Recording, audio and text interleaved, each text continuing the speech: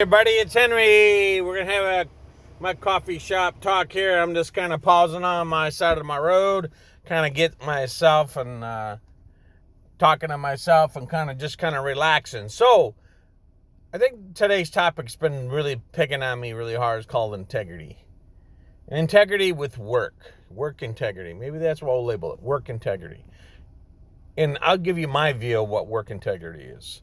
And it's sparked because I see, and I have friends that have businesses, right? They run very personal business. They provide a service for other people, whether it's construction, blah, blah, blah, pools, fences, you name it, car washing. I have a lot of those friends that do that kind of stuff, and they do it on the side, like I do small engine repairs. So I don't have employees.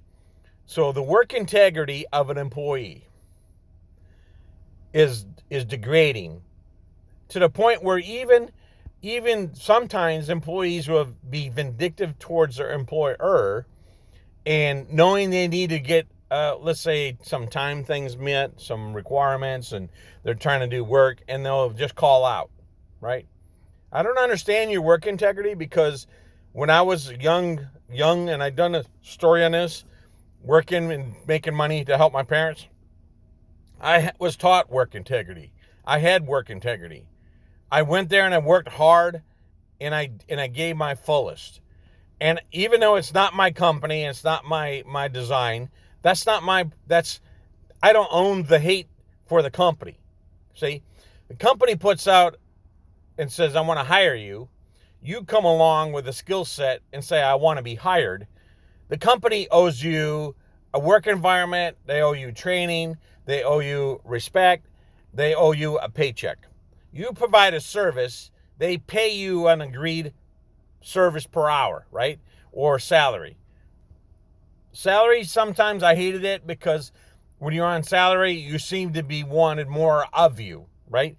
But you think about it, if your work integrity is strong and you have a strong commitment to the company, which you should, right? Then you give it all. And then the company can look at it and evaluate for the year or 6 months or a quarter and award you the same way. Either a certificate, employee of the quarter, employee of the year, warrior of the quarter, warrior of the year, whatever they want to call it, whatever lipstick they put on that award.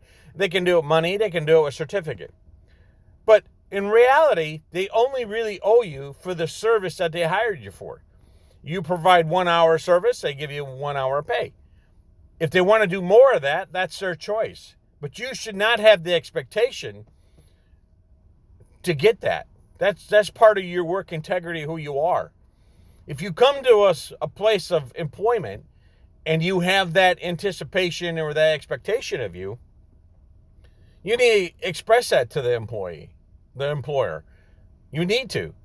But you should give it your all while you're there. You should you should represent them efficiently and to the fullest, not half full, not a quarter full. Knowing when they're down and out and they need you because the work plate is full and the business is coming in, or it's just scheduled more, you should have the integrity to be there. You should not call out when you're needed the most. And then come in with the expectation you're great, you're needed, you're the best person in the world, but yet you call out when they need you the most. That falls into work integrity. That falls into respect for you and in your respect for them. But there's people that are falling short of that. They fall short of it all the time, and I don't understand why they do that. You should give all your all. You should do the best you can.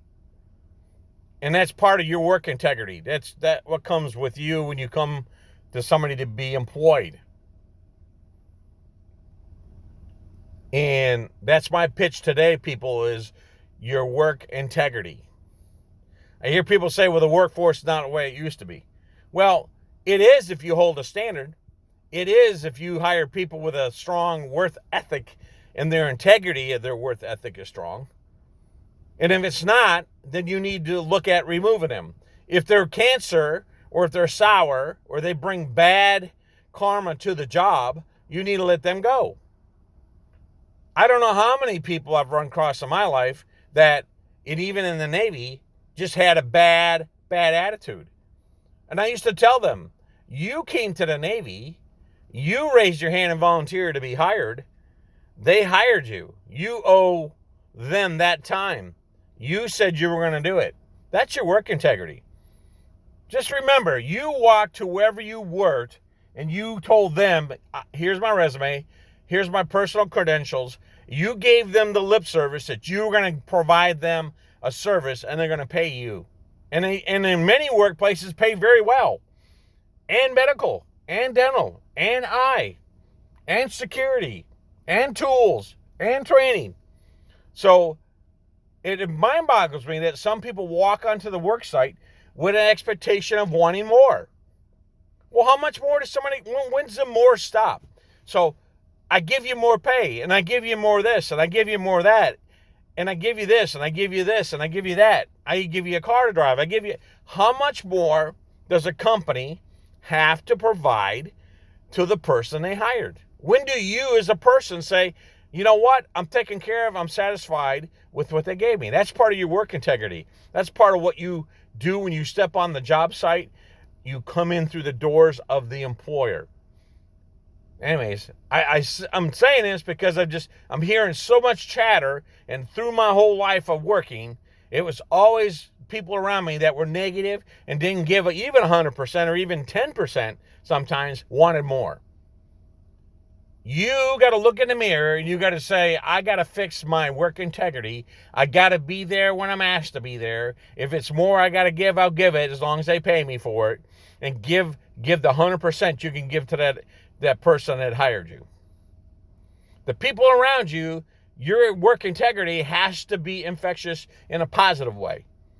If you come into the work site with negativity and I hate this and I hate that and screw them and screw this, and you spread that and talk bad about your supervisors, talk bad about your coworkers, talk bad about this, talk bad about that, that becomes infectious to others.